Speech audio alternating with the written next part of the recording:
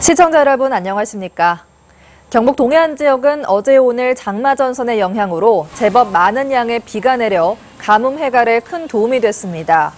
어제부터 내린 비는 포항 55mm, 경주 35, 울진 80, 영덕이 90mm를 기록했고 내일까지 5mm 안팎의 비가 더 내리겠습니다.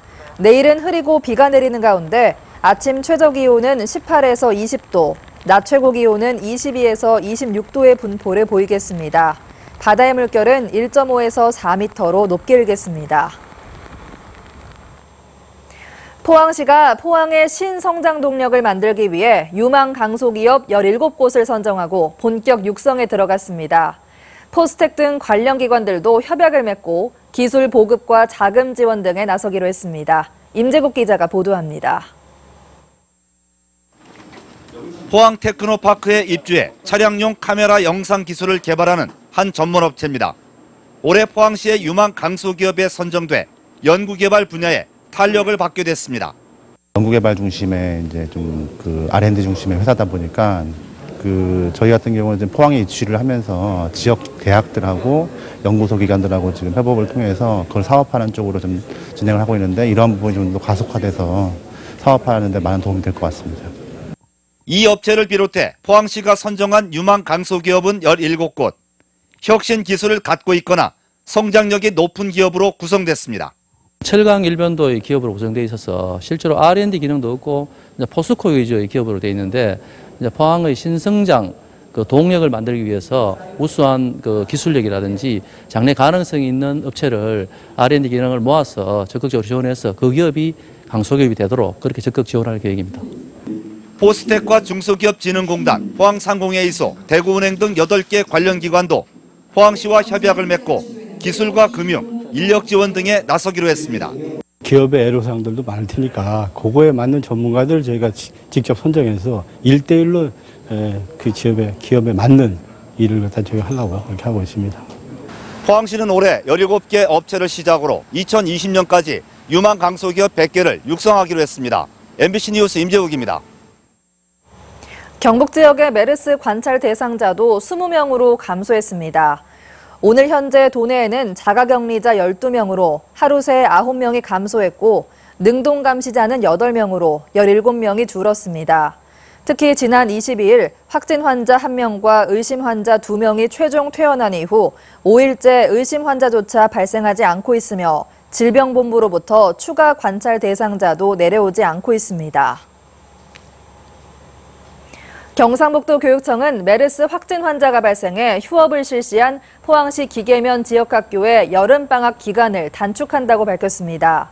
교육청은 이달 초 포항시 기계고등학교에 근무하는 윤모 교사가 메르스 환자로 확진됨에 따라 지난 15일부터 닷새간 휴업을 실시한 포항시 기계면 소재 초등학교 1곳과 중학교 3곳 등 학교 5곳에 대해 학사 일정에 차질이 없도록 여름방학을 5일 단축한다고 밝혔습니다.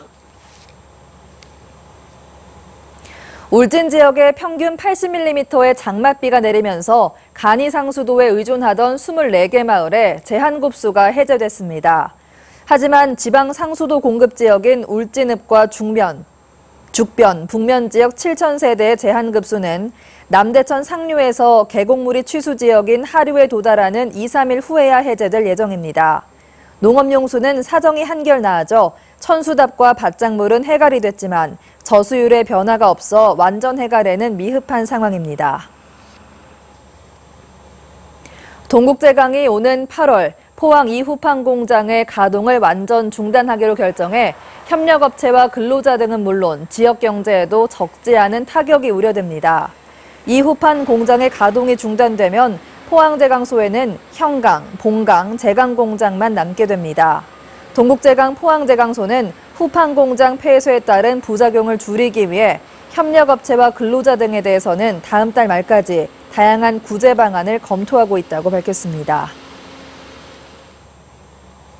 경상북도는 오늘 도청에서 중소벤처기업 창업 지원과 창업 보육사업 활성화에 앞장서온 15개 우수 창업보육센터를 시상했습니다. 최우수상에는 대구 가톨릭대, 우수상은 한동대, 장려상은 위덕대와 동국대 경주 캠퍼스 등이 선정됐습니다.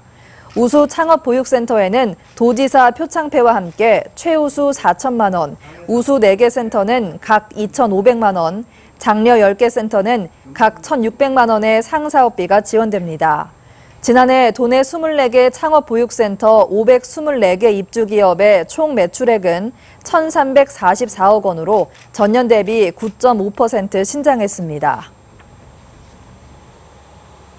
경주 세계문화엑스포는 오늘 경주 힐튼 호텔에서 유라시아 실크로드 친선 특급 오리엔테이션을 열었습니다.